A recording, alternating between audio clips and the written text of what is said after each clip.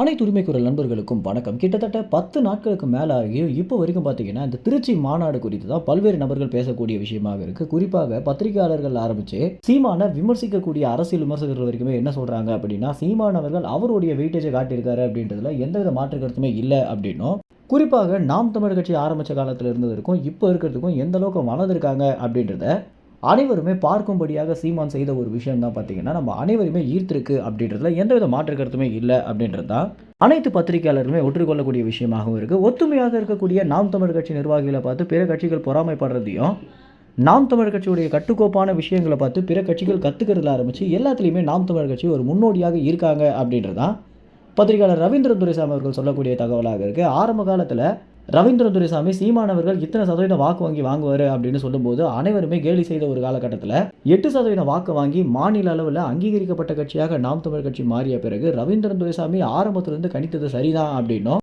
இப்போ வரைக்கும் பார்த்தீங்கன்னா நாம் தமிழர் கட்சியுடைய எல்லா செயல்களுமே முன்னோக்கி தான் இருந்துட்டு இருக்கு அப்படின்றத நம்ம யாராலுமே மறுக்க முடியாது அப்படின்னு ரவீந்திரன் துரைசாமி ஒரு முறை பதிவு பண்ணியிருக்காரு. இந்த விஷயம் இல்லாமல் தற்போது ரவீந்திரன் துரைசாமி என்ன சொல்லியிருக்காரு அப்படின்னா, இந்த விஷயத்திற்கு பிறகு நிச்சயமாக சீமான் அவர்கள் 15% வாக்கு வங்கி வாங்க போறாரு அப்படின்றது ஊர்ஜிதமாயிடுச்சு அப்படின்னு பதிவு பண்ணியிருக்காரு. ஏற்கனவே பத்திரிகையாளர் பாண்டேல் ஆரம்பிச்சு ரவீந்திரன் துரைசாமி, சவுக்கு சங்கர் இது போன்ற முன்னணி பத்திரிகையாளர்கள் சீமானை குறித்து விமர்சிக்கிறது ஹாட் டாபிக்காக மாறும் நிலையில் தற்போது இவங்க அனைவருமே சொல்லி வச்ச மாதிரி சீமானுக்கு ஆதரவு அளித்து பேசுறது அப்படின்றது அனைவருமே திரும்பி பார்க்க வச்சிருக்கு அப்படின்னு தான் சொல்லணும்.